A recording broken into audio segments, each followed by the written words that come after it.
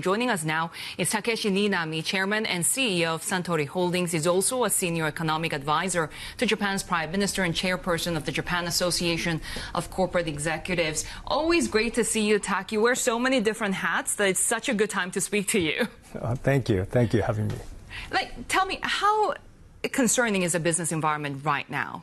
Very much concerning. The reason is if the current tariff negotiation continues as it is, we will be perhaps impacted negatively, perhaps from 1% to 1.2% against GDP negative. That's for Japan. Right. So that's really concerning, especially like Hiroshima, where Mazda is operating. They would lose lots of jobs. Yeah. So we have to be really anxious, and we are. And we're not even talking about the U.S. economy, which could also obviously face inflation. Are you seeing any changes in your business? Yes, I think definitely consumer confidence has been waning tremendously. And consumers are not spending willingly nowadays, so they go to the economy instead of the premium products. So that's really concerning too. You're already seeing the shift in consumption trends towards affordable products. Yeah, right, that's right. The thing right now is that President Trump really wants these tariffs in order to bring investments back to the United States, in order to bring supposedly jobs back to the U.S. How difficult is it for businesses to make those commitments in the U.S. market when it's so uncertain? Well, under the current situation where U.S. economy might go into the recession, it's harder and harder, right? If the economy is good just like before, around the time the U.S. productivity is pretty high, above 2%. That's why U.S. attracted investments from the world. If that situation continued, we would have a strong appetite to keep investing in the United States. So current tariff situation is losing the appetite from other countries to the United States. So this is really, killing the appetite from the world to the United States. So we are losing the appetite to invest in the United States. As a matter of fact, if the economy goes into the recession, right? Basically, what's happening is that, at least for now, these tariffs could be backfiring on the health of the U.S. economy. Exactly. The logic from the Trump administration is that he wants to change what they call unfair trading practices. Are you concerned long-term that this might be an end to rule-based globalization, free trade? Not really, because Japan and the other countries are promoting CPTPP, for example, and RCEP. And China is another locomotive to promote the free trade. So whether it's a good thing or not, I think we will be promoting the free trade in, for example, APEC, including perhaps eventually India. So without the U.S., some countries, including Japan and China, we want to promote free trade. Can the rest of the world carry the global economy without the world's biggest economy?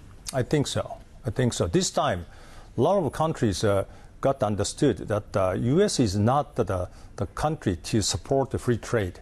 And the U.S. denounces the free trade. Bringing the bad situation to the United States. But the free trade creates the, good job creations and, world trade, in history. Lots of innovation happens. So I think Japan should be a flag bearer of free trade, and we will. Does this make you more skeptical about long-term business in the United States, or is this just a blip because of the Trump administration?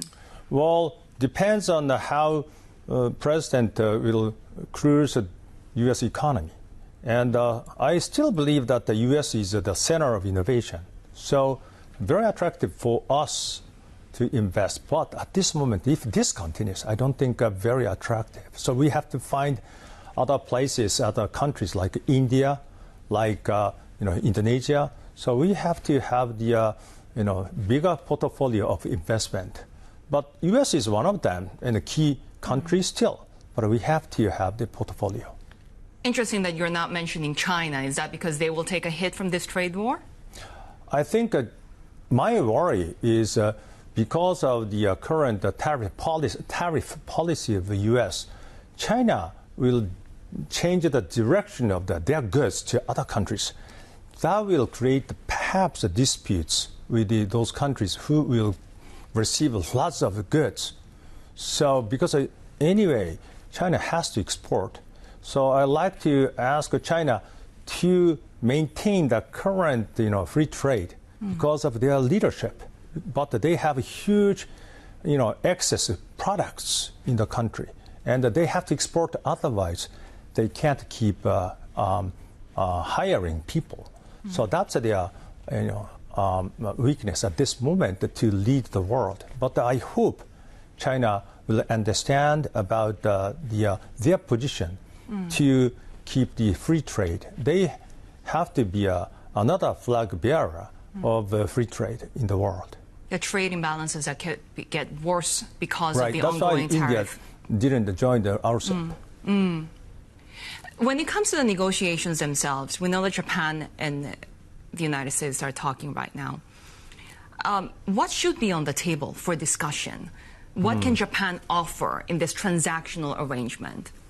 Well, first of all, we have to definitely think about how we can bring the U.S. automobile. I mean, whether Japanese consumers buy or not, but we have to perhaps deregulate the safety standards to fit the U.S. automobiles if it's really safe.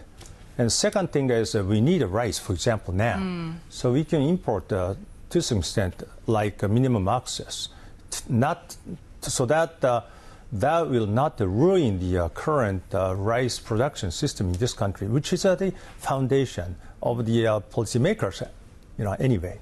So, and the package of the weaponry purchase from the U.S. Anyway, we have to buy weapons from the U.S. so that we can upgrade our deterrence capabilities. So that is so important.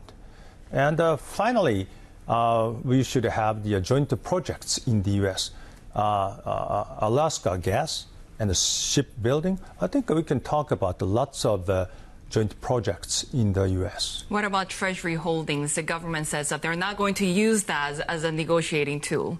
I don't think so, because Japan doesn't want to retaliate at all to the any kind of action from the U.S. because we like to keep the alliance with the U.S. and Japan is always showing their faith, always being with the United States in terms of security. But in terms of trade, we like to work with China as well. So we have to draw a line between economic security and regular trade. Regular trade, we should promote the relation with with China. We should promote the relationship between Japan and China for Japan's benefits. In terms of free trade, except security issues. Because Washington right now, what we're hearing from the government is that perhaps they will try to incorporate some clauses where trading partners of the United States are also limiting and pushing back on Beijing. You don't think that that should happen? Well, it's a matter of the economic security. Semiconductors, those which are related to the security itself.